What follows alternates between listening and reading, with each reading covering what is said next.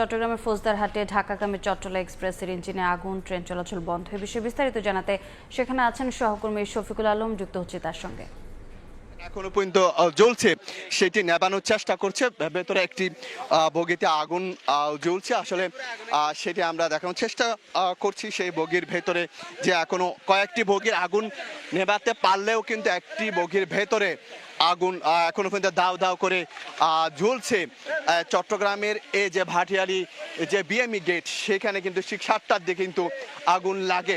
অনেকগুলো বগি ছিল, সেখান থেকে দুটি বগি বিচ্ছিন্ন হয়ে কিন্তু দুটি বগিতে আগুন জ্বলেছে। আমরা এই মুহূর্তে সে আগুনের দৃশ্যটা একটু দেখানোর চেষ্টা করছি। ফায়ার সার্ভিসের বেশ কয়েকটি ইউনিট ইতিমধ্যে এসে সে আগুন নেভানোর চেষ্টা করছে, তবে পেছন থেকে দুটি বগির, অর্থাৎ সামনের দিকে দুটি বগির আমরা আগুনের দৃশ্য দেখতে পাচ্ছি। তবে পেছনে যে বগিগুলো রয়েছে সেগুলোতে আগুন লাগেনি এখনো পর্যন্ত, তবে একটি বগিতে আগুন তারা নিভিয়েছে এবং এই মুহূর্তে সেনাবাহিনীর সদস্যরা কিন্তু যোগ দিয়েছে সেই উদ্ধার কাজে, এবং ফায়ার সার্ভিসের সদস্যরাও কিন্তু রয়েছে। তবে যে যাত্রীগুলো রয়েছে তারা কিন্তু কোনো হতাহত হয়নি, তারা কিন্তু দ্রুত সময়ের মধ্যে সেই যাত্রীরা কিন্তু ট্রেন থেকে নেমে গিয়েছে এবং কোনো হতাহত। বেশ কয়েকজন যাত্রীর সাথে আমরা কথা বলেছিলাম। এটি কিন্তু ঠিক 7টার দিকে কিন্তু এই ঘটনা ঘটে, যেটি চট্টগ্রাম এক্সপ্রেস, যে কি চট্টগ্রাম থেকে ঢাকার উদ্দেশ্যে কিন্তু এই ট্রেনটি যাচ্ছিলেন। তারা আসলে বলা হয়েছিল ফায়ার সার্ভিসের পক্ষ থেকে ইঞ্জিনে কিন্তু আগুন লেগেছে। আমরা এই মুহূর্তে আসলে দেখতে পাচ্ছি বেশ কয়েকটি বগিতেও কিন্তু আগুন দেখা যাচ্ছে এবং ফায়ার সার্ভিসের কর্মীরা এই আগুন নেভানোর চেষ্টা করছে। ঠিক 7টার দিকে এই ঘটনাটি ঘটেছে বলে আমরা জানতে পেরেছি। এই যে আসলে সারা দেশে বিভিন্ন জায়গায় যে ঘটনা ঘটছে, গতকালে কিন্তু মর্মান্তিক একটি ঘটনা ঘটেছে।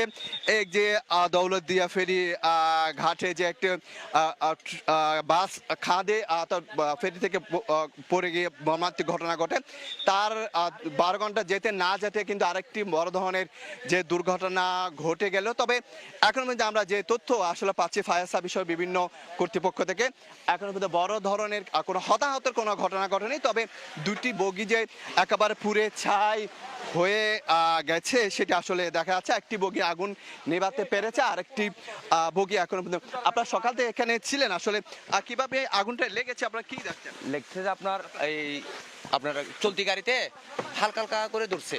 ওইটা ধরার কারণে আমরা এলাকাবাসীর ডাক দিছি, ডাক দেওয়াতে ট্রেনটা স্লো করাতে অল্প থেকে এটা বাইরে গেছে। কয়টার দিকে? ঠিক কয়টার দিকে? এটা ঠিক 6:30 থেকে। প্রত্যক্ষ হচ্ছে না, যাত্রীরা কি অবস্থা আছে?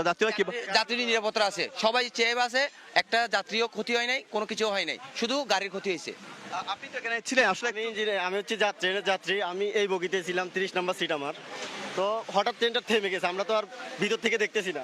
পরে বলতেছে যে ট্রেনে যারা কর্তব্যরত ছিল তারা বলতেছে যে আগুন লাগছে। পরে আমরা দ্রুত নেমে দেখছি এই জায়গাটাতে আগুন লাগছিল। পরে আগুনটা তীব্র বেড়ে গেছে। হ্যাঁ, পরে এদিক থেকে খুলে দিয়েছে, ট্রেন ওদিক দিয়ে গেছে। এরপরে ওইটা খুলে দিয়ে আমরা যারা যাত্রী ছিলাম ঠেলে ট্রেনটাকে একটু এদিকে নিয়ে আসছিলাম। এরপরে এখানে বিএম-এর ফাইট দিয়ে আমরা একটু দেখানোর চেষ্টা করি। আসলে ফায়ার সার্ভিসের পক্ষ থেকে যে পানিগুলো ছিটানো হচ্ছে, সেই পানি ছিটানোর কারণেই কিন্তু আমরা সেখান থেকে আমরা এখনো দেখছি ফায়ার সার্ভিসের কর্মীরা কিন্তু উদ্ধার তৎপরতা অংশ নিয়েছে। প্রথমে পানি দিয়েছিল, এখন কিন্তু এক ধরনের কেমিক্যাল ব্যবহার করা হচ্ছে, যেটির মাধ্যমে সেই আগুন নেভানোর চেষ্টা করছে।